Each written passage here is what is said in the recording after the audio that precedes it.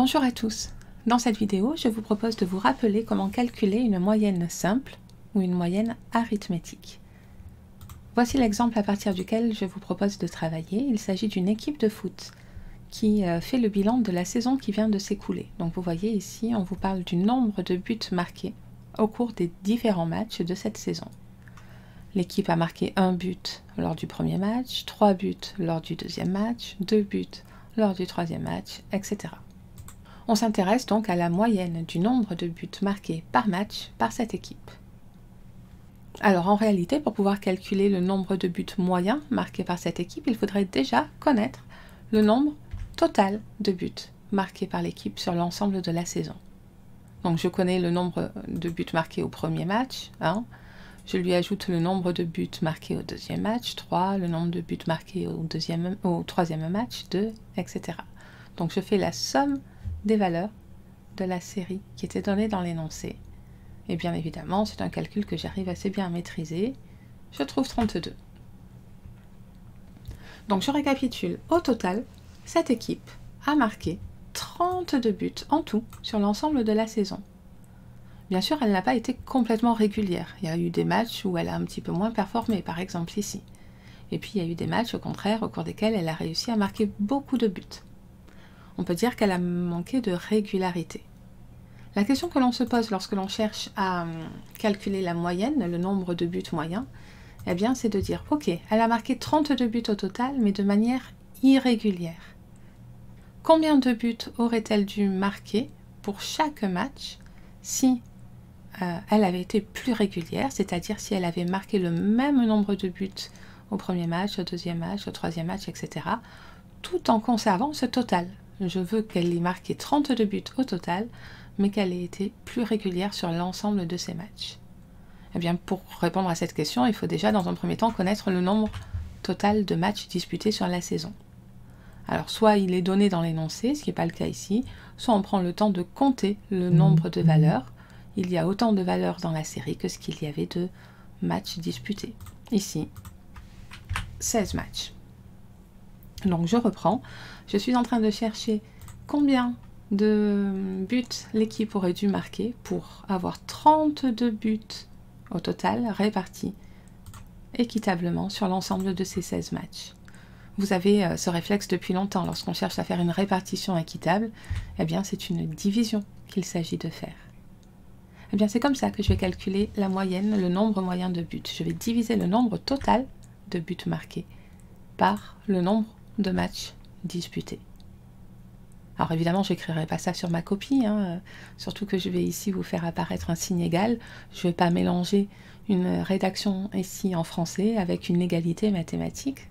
Donc au niveau de la rigueur, je passerai directement à la suite, mais en tout cas, voilà l'idée. Je répartis le nombre total de buts marqués sur la saison de façon équitable grâce à une division sur le nombre total de matchs disputés sur la saison. Ça va me donner donc la moyenne, et cette moyenne, il est d'usage, c'est pas obligatoire, mais il est d'usage de la noter comme ceci. X bar X avec un trait bien horizontal ici par-dessus.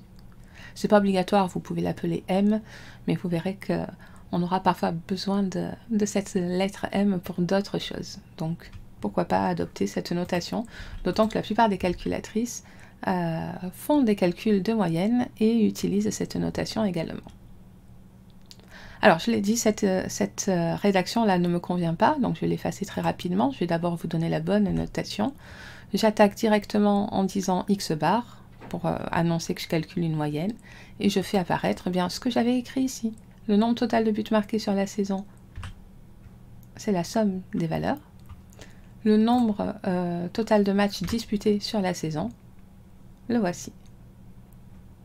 Il me reste évidemment à poursuivre le calcul. Au numérateur, eh bien, j'ai fait la somme déjà, je sais que c'est 32. Au dénominateur, je trouve 16. J'achève mon calcul. 32 divisé par 16. Alors si ça tombe pas juste, il faudra peut-être que je donne une valeur arrondie. Mais là, tout va bien. Je trouve 2. Ce qui veut dire que le nombre moyen de buts marqués par cette équipe est de 2 buts. On va peut-être mettre un S. 2 buts par match. Tout au long de cette saison. Vérifiez si vous voulez. 2 buts ici, plus 2, plus 2, plus 2, plus 2, plus 2, plus 2, plus 2, plus 2, plus 2, plus 2, plus 2, plus 2, plus 2, plus 2, plus 2. Comme il y a 16 valeurs toutes égales à 2, bien sûr, ça fait 2 fois 16. Donc, 32 buts au total. Au niveau de la rédaction, donc, je vous l'ai dit, je changerai quelques petites choses. Qu'est-ce que je changerai? Eh bien, tout simplement ceci. J'enlève tout ça. Et puis, j'annonce en phrase réponse la moyenne de cette série de valeurs est... Et je me lance dans le calcul. Voilà. Et puis ensuite, phrase réponse. Ici, je suis dans une phrase qui est plutôt liée directement aux mathématiques, moyenne d'une série de valeurs.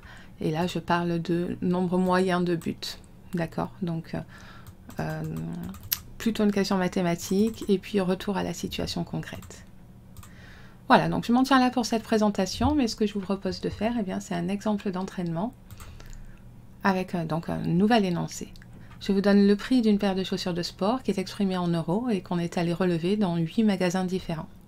Dans le premier magasin, la paire de chaussures est vendue à 58,50 €, dans le deuxième magasin à 55 €, etc. Vous l'avez compris, je me retrouve donc avec 8 valeurs, 8 tarifs ici, et je me demande quel est le prix moyen de cette paire de chaussures de sport dans l'ensemble de ces 8 magasins. Je vous propose de mettre la vidéo sur pause, rédiger votre calcul, et relancer la vidéo ensuite pour vous corriger. Vous êtes prêts? Je corrige. Donc la moyenne de la série de valeurs qui est donnée dans l'énoncé se calcule en faisant un quotient, vous l'avez compris. Je divise la somme des valeurs de la série par le nombre total de valeurs. Alors là, il est donné dans l'énoncé. Je peux vérifier quand même pour être sûr qu'il n'y ait pas de problème. Il y a bien 8 valeurs. Donc je divise la somme des valeurs de la série par le nombre de valeurs. J'obtiens un quotient 476,10 au numérateur, 8 bien sûr au dénominateur. Je prends ma calculatrice, j'obtiens 59,1375. Ce que je peux en déduire, c'est le prix exact. Évidemment, vous savez que en général, les tarifs sont arrondis au centième, donc je vais devoir donner un résultat avec seulement 2 chiffres après la virgule. Pour faire un arrondi correct, je vais quand même venir regarder ici le chiffre des millièmes. Comme j'ai un 7 qui est plus grand que 5, je vais arrondir non pas à 59,13, mais à 59,14. Donc le prix moyen de cette paire de chaussures de sport est de 59,14 € lorsque je l'arrondis au centième près ou au centime près. Voilà, cette vidéo est terminée. N'hésitez pas à me poser des questions si vous en avez.